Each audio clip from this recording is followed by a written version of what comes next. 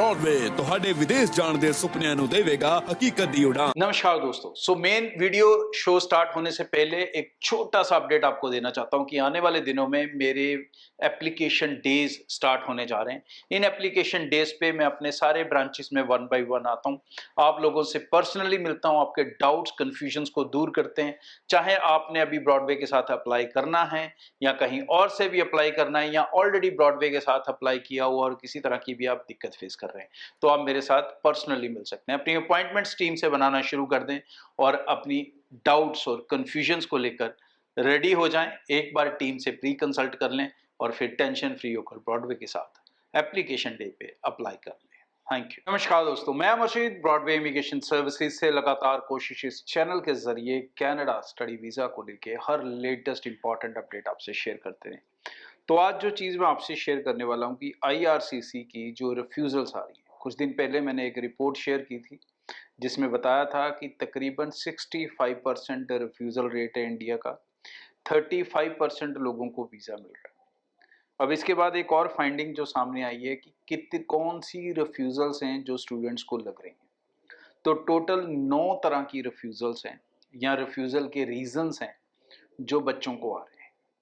आप ये 9 रीज़न अगर जानते हैं तो अपनी फाइल को तैयार करते समय अगर आप इनके ऊपर ध्यान दे लेंगे तो आप ज़्यादा सेफ रह पाएंगे। तो बहुत ध्यान से इस शो को देखें, स्किप करने से भाई बात नहीं बनेगी, अंगूठा दबाने से हर पॉइंट को समझ लोगे तो अच्छी बात है, नहीं समझना चाहते हो तो भाई शो अभी भी बंद कर सकते हो। तो सबसे इम्पॉर्टेंट, सबसे ज़्यादा रिफ्यूज़ल जो आ रहा है ये तकरीबन 76% एप्लीकेशंस के ऊपर ये रिफ्यूज़ल है। किसी में ये ओनली रिफ्यूज़ल रीज़न है और किसी में इसके साथ कोई और भी रिफ्यूज़ल रीजंस हैं। तो सबसे ज़्यादा हाईली जो रिफ्यूज़ल लग रहा है that is unconvinced applicant will leave Canada after studies. मतलब कि वीज़ा ऑफिसर को ये भरोसा नहीं है कि आप स्टडी ख़त्म करने के बाद कनाडा छोड़कर जाओगे। ठीक है जी।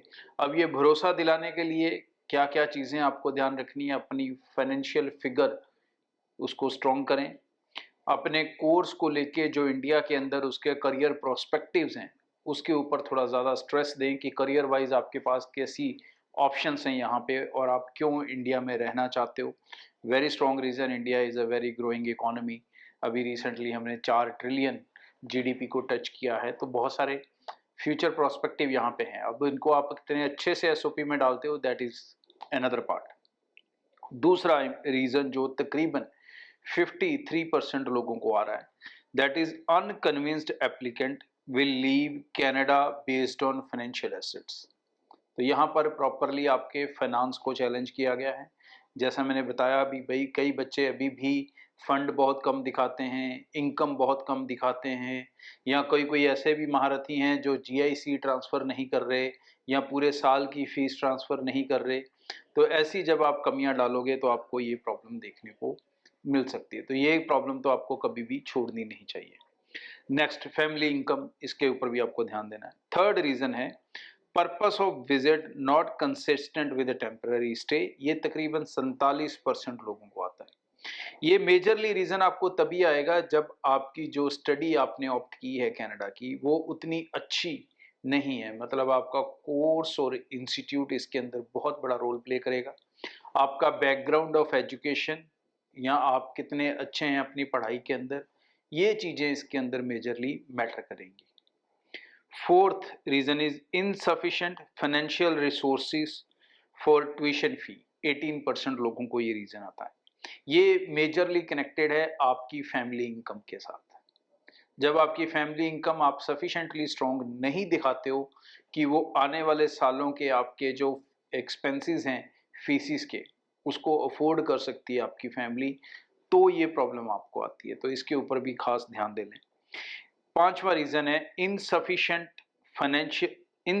Financial resources for living expense. Same thing but reason वो अलग अलग दे देते हैं। कई बार ट्यूशन फी को चैलेंज बना देते हैं, कई बार आपके रहने के खर्चे को चैलेंज बना देते हैं। Number 6, unspecified refusal reason. ये अनस्पेसिफाइड रिफ्यूज़ल रीज़न तकरीबन 15% एप्लीकेशंस के ऊपर देखने को मिल रहा है और इसके अलग अलग कारण हो सकते हैं कई तरह के।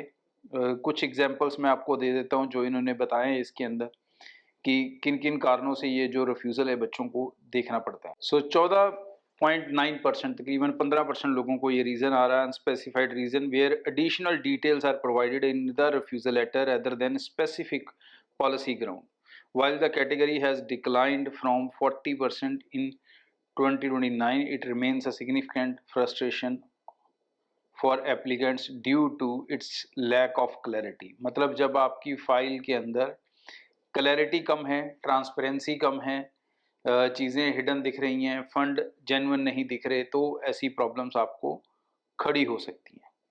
नेक्स्ट जो रीज़न है 7th, अब ये ज़्यादा लोगों को नहीं आता, तकरीबन 7% लोगों को आता है। No significant family ties outside Canada.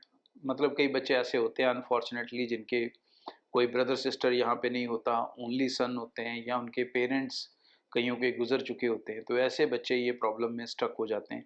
तो अपनी फैमिली टाइज जो उसमें फैमिली फॉर्म भी आता है, वो जितना अच्छा स्ट्रॉन्ग होगा, जितने फैमिली लोग होंगे उतना ज़्यादा आपके लिए वो फेवर में रोल प्ले करती है कि आप अपनी फैमिली मेम्बर्स के साथ कनेक्टेड हैं।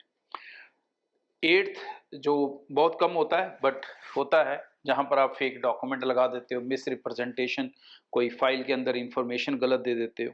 और 9th जब आपके कोई डॉक्यूमेंट्स मिसिंग होते हैं या इनकम्प्लीट कोई फॉर्म भर देते हो, कई बच्चे खुद फाइलिंग करने की कोशिश करते हैं तो वैसे बच्चे गलतियां कर देते हैं। तो ये 9 रीजंस हैं, इनको ध्यान से पढ़ें, समझें। मैं कमेंट्स के अंदर इसका लिंक भी दे दूंगा डिटेल का, क्योंकि ये जो न्यूज़ है इसके अंदर बहुत अच्छे से बताया कि ये रीजंस क्यों आते हैं, इन रीजंस के अगेंस्ट आप क्या सोल्यूशन दे सकते हो, कैसे अपनी फाइल को बेटर कर सकते हो, वो भी लिंक मैं इसके अंदर शेयर कर दूंगा। ये बहुत आपके लिए फ़ायदेमंद इंफॉर्मेशन होगी। आगे भी इस चैनल के ज़रिए रेगुलर अपडेट्स मैं आपसे शेयर करता रहूँगा। और एप्लीकेशन डे जैसा कि आपने स्टार्टिंग वीडियो में सुना, वो अब शुरू हो रहे हैं आने वाले दिनों में 8 तारीख से। तो अपनी अपॉइंटमेंट्स आप ब्रॉडवे टीम के साथ बना सकते हैं। कोई भी डाउट्स हैं, कन्फ्यूजन्स हैं, तो आप पर्सनली मिलकर दूर कर सकते हैं। नमस्कार। छोटा सा अपडेट आपको देना चाहता हूं कि आने वाले दिनों में मेरे एप्लीकेशन डेज स्टार्ट होने जा रहे हैं। इन एप्लीकेशन डेज पे मैं अपने सारे ब्रांचेस में 1 बाय 1 आता हूं, आप लोगों से पर्सनली मिलता हूं, आपके डाउट्स कन्फ्यूजन्स को दूर करते हैं। चाहे आपने अभी ब्रॉडवे के साथ अप्लाई करना है या कहीं और से भी अप्लाई करना है या ऑलरेडी ब्रॉडवे के साथ अप्लाई किया हुआ और किसी तरह की भी आप दिक्कत फेस कर रहे हैं, तो आप मेरे साथ पर्सनली मिल सकते हैं। अपनी अपॉइंटमेंट्स टीम से बनाना शुरू कर दें और अपनी डाउट्स और कन्फ्यूजन्स को लेकर रेडी हो जाएं। एक बार टीम से प्री कंसल्ट कर लें और फिर टेंशन फ्री होकर ब्रॉडवे के साथ एप्लीकेशन डे पे अप्लाई कर लें। Thank you. ब्रॉडवे ਤੁਹਾਡੇ ਵਿਦੇਸ਼ ਜਾਣ ਦੇ ਸੁਪਨਿਆਂ ਨੂੰ ਦੇਵੇਗਾ ਹਕੀਕਤ ਦੀ ਉਡਾਨ।